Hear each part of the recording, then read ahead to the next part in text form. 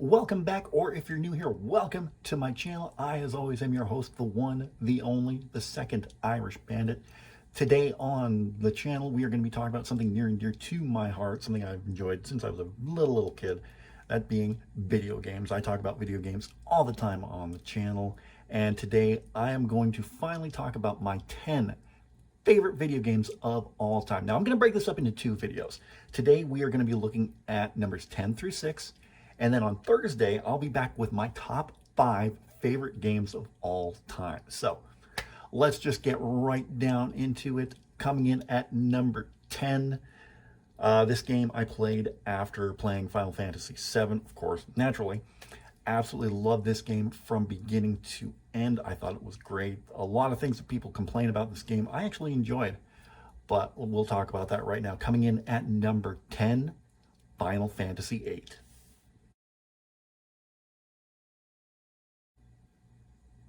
As far as visuals go, I thought Final Fantasy VIII looked fantastic from beginning to end. Great character models, wonderful backgrounds, great 3D atmosphere, everything in that looked just fantastic. The sound and music were incredible.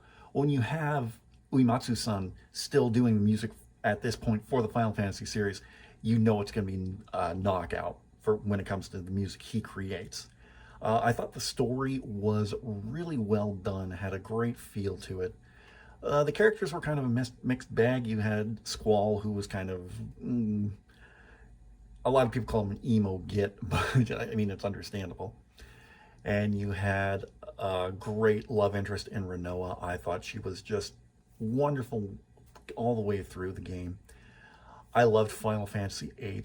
I thought it was just, from beginning to end, an enjoyable experience. A lot of people didn't dig the junction system. I can get behind that. Was it easy for me to learn? Sure, it was. Not a lot of people, though. One of the things that I did not like about the game, and I still do not like about the game to this very day, is the triple triad card game. I could never understand that game. I still can't understand that to this very day.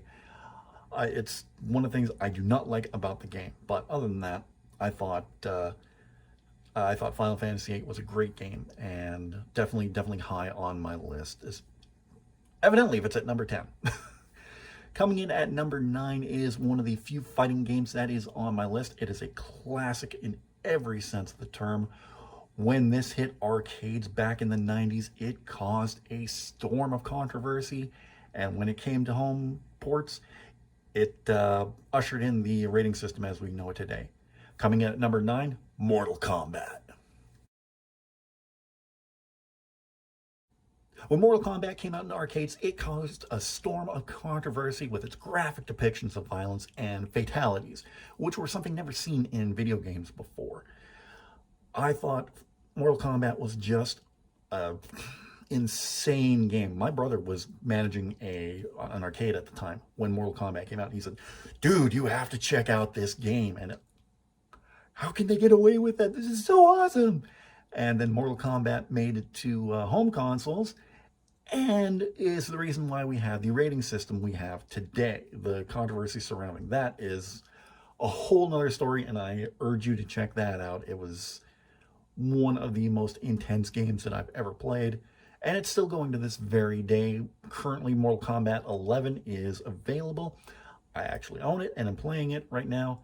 And other than that, it has spawned such a franchise and an empire. You have the original Mortal Kombat movie from 1995. It's less than stellar sequel that came out shortly afterwards. You have TV shows, cartoons, a reboot movie that came out last year, which I thought was pretty damn good, honestly. I enjoyed it. And there's going to be a sequel to that coming very soon. Ms. for Johnny Cage. Mortal Kombat, though, the original will always hold a special place in my heart. I absolutely love it to this very day.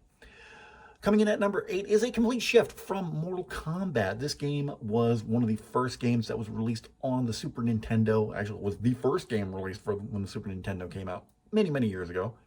Many years ago. It stars everybody's favorite plumber, Mario, Super Mario World. So while I'm not a big platforming side-scrollers fan, much like Mortal Kombat, Super Mario World is always going to hold a special place in my heart.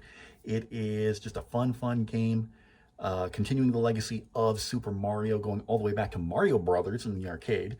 Then you also had Super Mario Brothers, Super Mario Brothers 2, Super Mario Brothers 3 on the Nintendo, Super Mario World being the first one to come out on the Super Nintendo. Now, the reason why this game holds a special place in my heart is because my family loved this game. My dad loved the game. My nephew loved the game. And I remember one time when my oldest nephew was playing it, he was getting so close, so very close to the very end. He was almost there, and his little brother came along, whacked the Super Nintendo, and it froze. We were like, no, what are you doing? Because we were all watching this at one point, and we were just cheering him on, come on, you can do it, because nobody had wrapped the game in my family when we were playing it. Nobody had done that. My oldest nephew was very close to it, and then his little brother just killed all that. But eventually he did wrap the game, and that was one of the biggest things that happened in our household at that time. But I absolutely love Super Mario, anything Super Mario, and Super Mario World is just, graphically, it is a fantastic game. Musically, the music is so superb in the game, and just fun. It was our introduction to Yoshi, everybody's favorite character. I love Yoshi. And Super Mario World is just incredible. Going back to RPGs for number 7, this one was a mind-blowing game for me when it came out on the PlayStation many years ago. From Squaresoft, now Square Enix, it was their real first foray into horror survival RPG, and an absolutely amazing game that I loved to this very day, although I've yet to beat it. Coming in at number 7? 7, yes, 7. Coming in at number 7, Parasite Eve. When I first saw Parasite Eve, I didn't know what to expect of this game. I knew it was from Squaresoft, so I knew it had to be good. I didn't realize how good the game was. Just an excellent protagonist in Aya, just a great suspenseful story that's based on an actual book that came out in Japan called Parasite Eve, of course. 2 discs of just horror goodness in this game.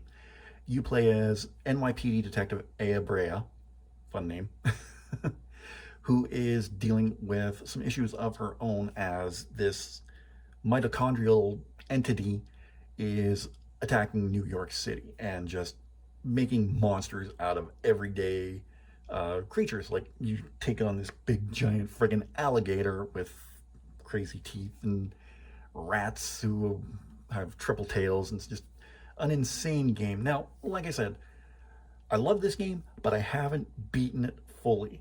Like, I would love to play it again. I would, with Final Fantasy VII getting a remake, I would love to see some of Square's older titles get remade, much like Parasite Eve. Could you imagine how good that would be with the technology we have today of having like full voice cast, full 3D rendering of every character in this game? I would love to see it. And they could ramp up the horror aspect of it too and make it, I don't want to say make it a little more bloodier, but they could totally ramp up everything, and I would love to see a Parasite Eve remake.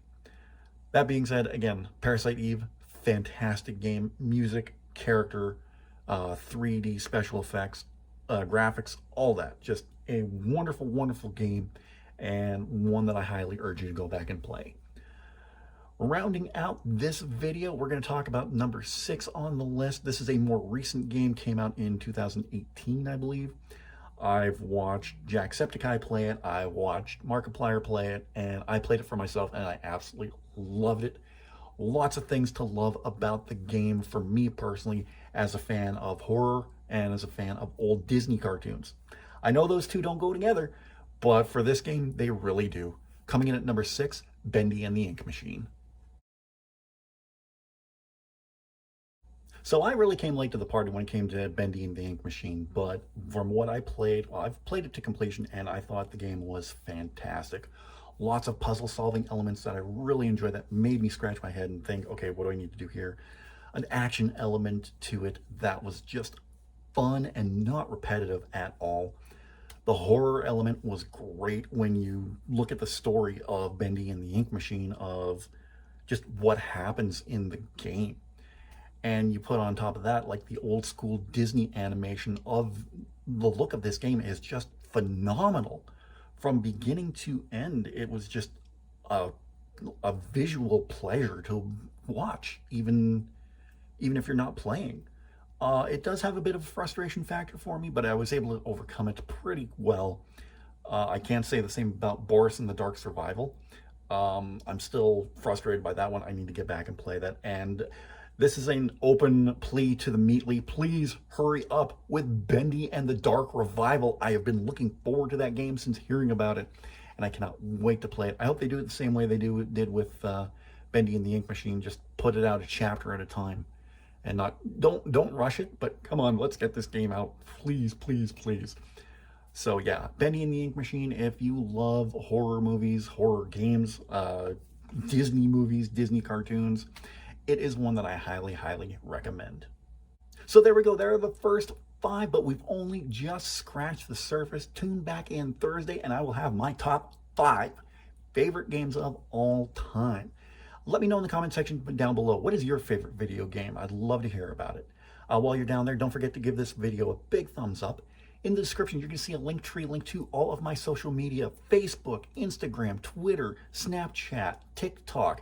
You're going to see a link to my Redbubble store, all of it down there. You can get all your Irish Bandit merchandise at the Redbubble store. Over my shoulder right here, you're going to see my review for Doki Doki Salvation, one of my favorite DDLC mods. Go check that out. And if you're new here, don't forget to subscribe. If you're already subscribed, tap the bell and you'll be notified whenever a new video goes live. I'm going to be uploading videos every Tuesday and every Thursday now, so be on the lookout for that. I will be back on this coming Thursday with my top 5 favorite video games of all time. And then next week, I'm going to be reviewing Season 4 of my favorite Netflix series, Cobra Kai. So be tuned for that. Until then, talk to you next time.